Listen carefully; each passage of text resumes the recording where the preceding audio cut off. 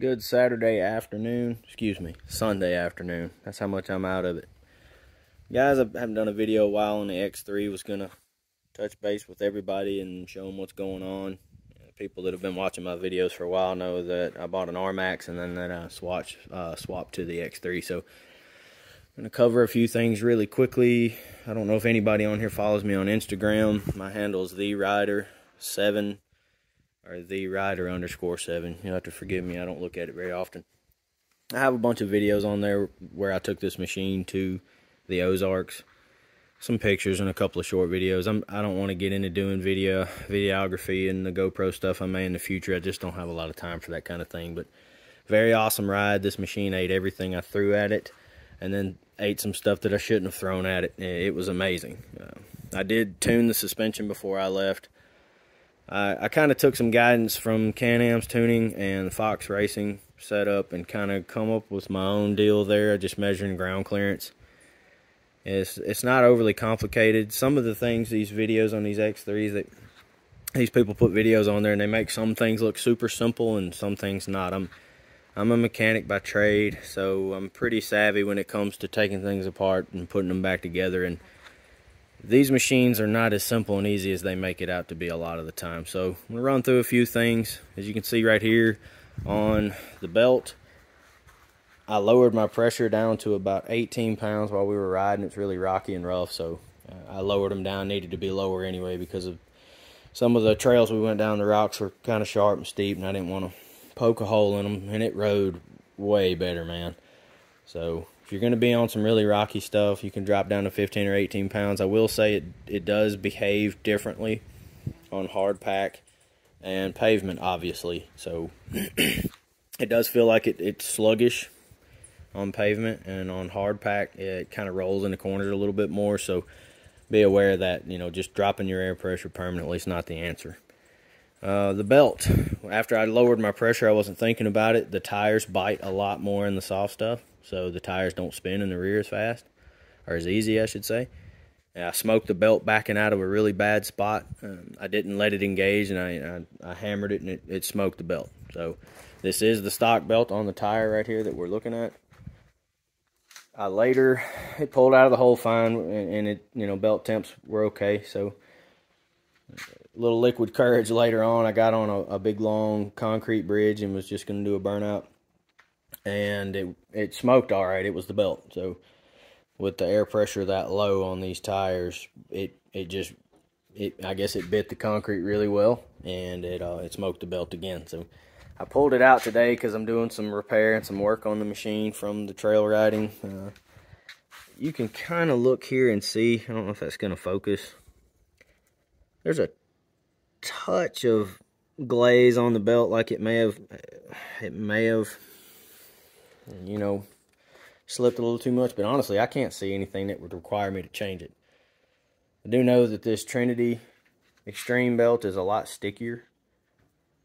I can say that the belt is behaving differently, and I don't know if that's my clutch and transmission or if it's the belt. I'm going to find out when I put this new belt on. The clutch clatter is terrible right now, especially when it's cold and you start backing up. It clatters really bad. I'm not going to do a video on it. I'm just letting you know it's making noises I don't like. Doesn't sound like anything's broken. I just don't like the way it's clattering around, and I'm wondering if that belt just isn't biting like it did when it was new. I won't go into that anymore. I can't remember where I left off on all the accessories. Mirrors, light bar, all that other stuff is on here now from the original setup. I haven't done anything else, obviously, other than the tune setup. I added some door bags. I bought the wrong ones for a 4-door, so I got those in there now. Beyond that, I haven't added anything else. So now to the trail damage. When I was in the Moccasin Gap area, I pulled down a trail to try to find a good camping spot, and when I got down there, it was kind of a hidden mud hole, I guess.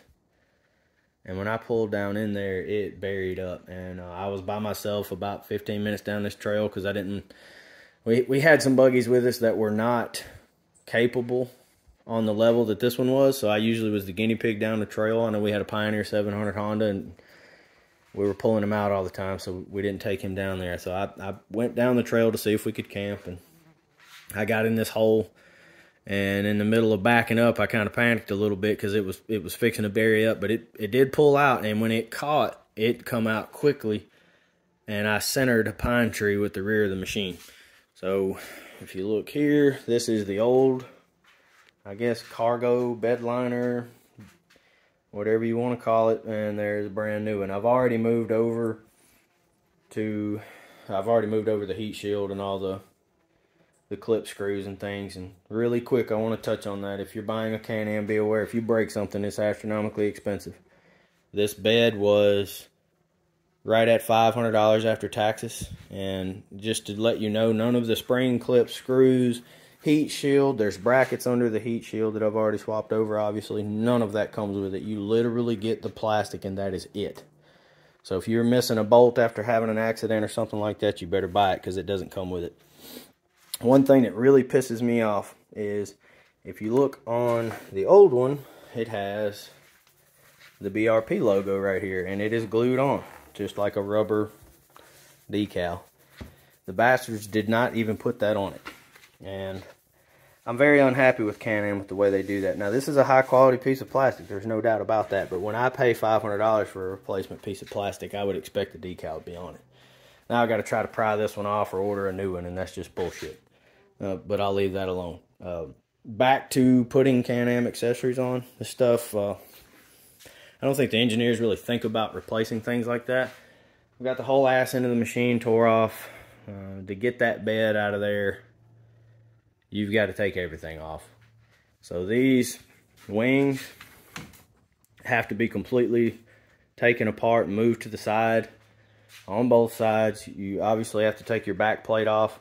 I've got all that stuff stacked up on my toolbox over there. It's a lot of screws and things running through stuff. There is the support bracket like this that sits right about here. That had to come off. A lot of things to take off and several things to forget about if you're going back together with it like I am a couple weeks later waiting on the part. So back to the tree impact. I had my Tusk bed extender deal on here, and it hit right on the left center of that, luckily, because I think if that would not have been on here, it would have busted some stuff really badly.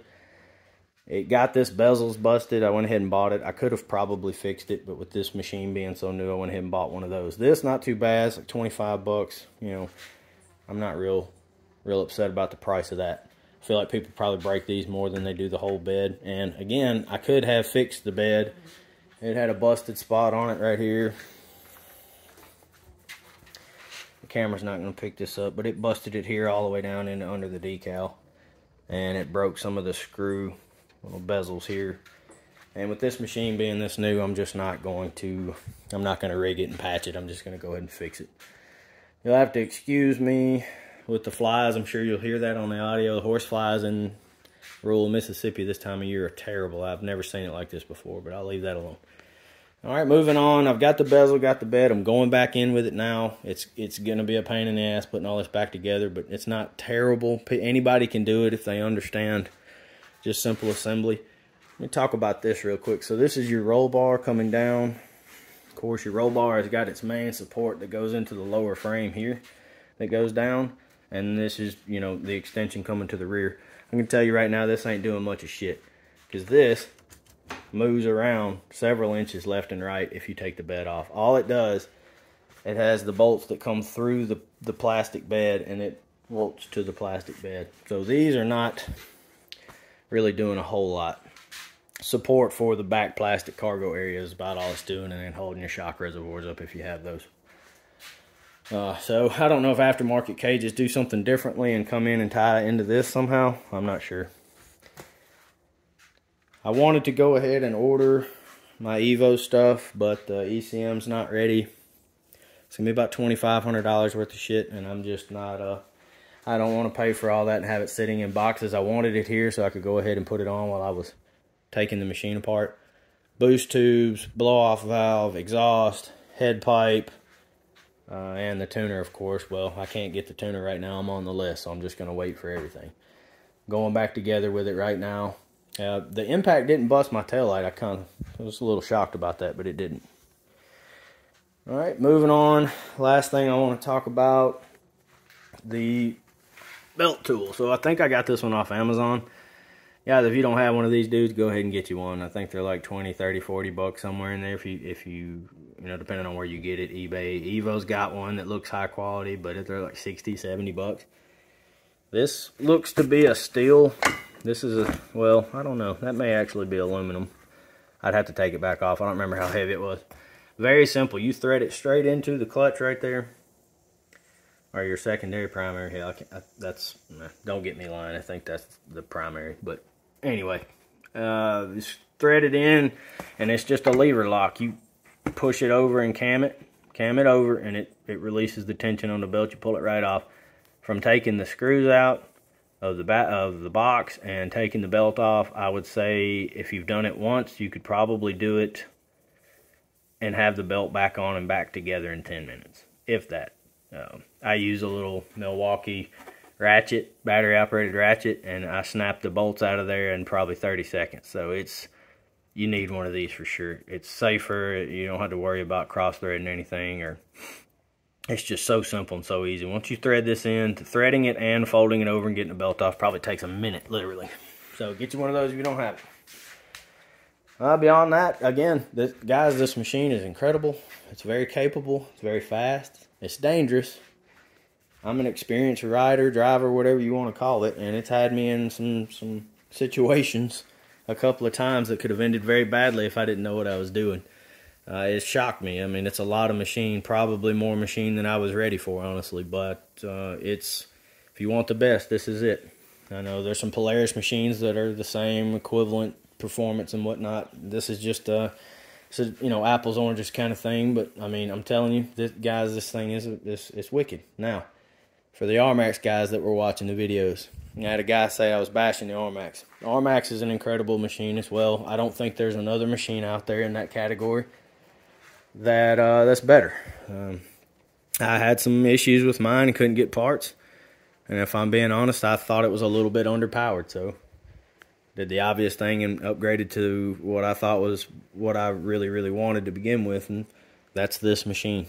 I like it. I like it a lot. So if you got any questions about any of that, let me know. I kind of rambled a little bit like I always do in these videos, but that's just the nature of the beast. If I had some people ask me for trail footage and things, I'm just not there right now. I've got GoPros and things, and I end up just not doing it. I don't know, guys. Maybe in the future, but I appreciate it. Let me know if you have any questions, and I'll see you later. Thanks.